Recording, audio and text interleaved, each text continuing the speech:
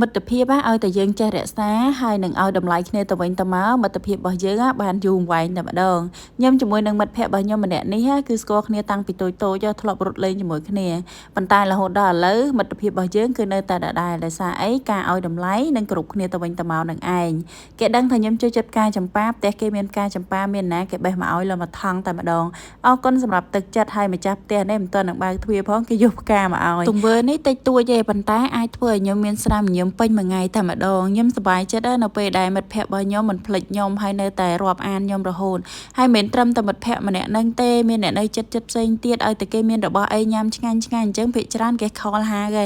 ឲ្យតែញ៉ាំឲ្យទៅយកមកនេះយកទៅនោះអញ្ចឹងហ្នឹងហើយគឺជាទឹកចិត្តដែលកាត់ថ្លៃអត់បានទេខ្ញុំក៏ពំនាំនៅការចែករំលែកពីគាត់ដោយសារផ្កាចម្ប៉ានឹងមកថងខ្ញុំក៏យកទៅចែកបន្តដល់អ្នករួមការងារជាមួយខ្ញុំដោយសារខ្ញុំក៏ចង់ឲ្យពួកគាត់ទទួលបានស្នាមញញឹមនិងមានអារម្មណ៍ថាមានសេចក្តីសុខដូចខ្ញុំដែរដែលសារផ្កានេះគឺក្លិនវាក៏អូបខ្លាំងអញ្ចឹងខ្ញុំចែកគ្នាទៅម្នាក់មកផ្កាពីរផ្កាអញ្ចឹងទៅចាមានណាមានស្នាមញញឹមទាំងអស់គ្នាតាមរយៈការចែករំលែករបស់យើងមកដល់ផ្ទះវិញចាមេឃក៏ចាប់ផ្ដើមភ្លៀងដែរហើយធុងទឹករបស់យើងឡើងពេញតែម្ដងហើយកលេចទៅមើលរុក្ខជាតិដែលដុះជុំវិញផ្ទះរបស់ខ្ញុំដែលខ្ញុំអត់បានដាំហ្នឹងនិយាយរឿងនេះលហុងអីនេះខ្ញុំអត់បានដាំទេប៉ុន្តែឥឡូវនេះគេមានផ្លែហើយបើនិយាយពីលហុងរបស់ខ្ញុំបងប្អូនអរគ្នាអាចឃើញហើយវារៀងញឹកគ្នាបន្តិចហើយដោយសារតែខ្ញុំបោះគ្រាប់ចោលទេតទៅពេលវាដុះមកវាដុះព្រមគ្នាអញ្ចឹងហើយខ្ញុំចាទុកមើលសិនទៅថាតើលហុងណាឈ្មោលអញ្ចឹងដកចោលមានណាមេទាំងអស់អញ្ចឹងទៅឥឡូវកំពុងសម្រាប់ចិត្តថានឹងដកមួយណាចោលហើយបែរលពៅនេះវិញមួដូចគ្នាដែរប៉ុន្តែឥឡូវនេះមានណាមានផ្លែមានអីទៀតហើយមកខាងនេះវិញអត់មានមួយគឺដាំចាអញ្ចឹងឥឡូវគេចាប់ផ្ដើមចេញក្តឹបចេញផ្លែបដាហើយនិយាយទៅ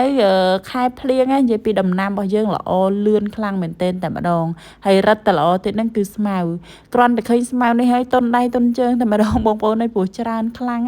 ហើយដុះលងស្កាអញ្ចឹងហើយគឺយើងរៀងពិបាកក្នុងការធ្វើបន្តិចហើយយ៉ាងហោចណាស់ក៏យើងត្រូវចំណាយរយៈពេល1ថ្ងៃពេញដែរក្នុងការដែលសម្អាតទៅលើស្មៅនេះ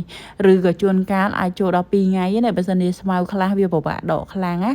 អញ្ចឹងខ្ញុំត្រូវចាត់អត្ថភាពទៅលើការដកស្មៅនេះចេញឲ្យព្រោះវារួបដំណាំរបស់យើងហើយណាមួយនៅពេលដែលវាស្មៅច្រើនអញ្ចឹងពេកវាធ្វើឲ្យបន្លែរបស់យើងមិនត្រឹមតែមិនល្អសោភ័ណភាពបន្លែរបស់យើងហ្នឹងក៏វាបាត់ដូចគ្នាដែរអញ្ចឹងចាខ្ញុំនឹងសេរីវាចាចេញព្រោះมันអាចទុកទៀតបានទេមើលសំបីតែក្នុងស្ពៃរបស់យើងនេះសុទ្ធតែស្មៅកំពុងតែរួបវាដូចគ្នាដែរហ្នឹងហើយបងប្អូនអរគ្នាខ្ញុំអរគុណសម្រាប់ការចូលចិត្តមើលវីដេអូរបស់ខ្ញុំហើយសង្ឃឹមថាបងប្អូនអរគ្នានឹងមានស្នាមញញឹមតាមរយៈការចែករំលែកហើយវីដេអូនេះខ្ញុំសង្ឃឹមថាបងប្អូនអរគ្នានឹងពេញចិត្តហើយជួយ like ជួយ share ផងបើសិនជាបងប្អូនអរគ្នាចូលចិត្តហើយនឹងចាំមើលវីដេអូប្រភេទនេះបន្តទៀតអរគុណសម្រាប់ការមើលជួបគ្នានៅវីដេអូក្រោយសូមជម្រាបលាបាយបាយ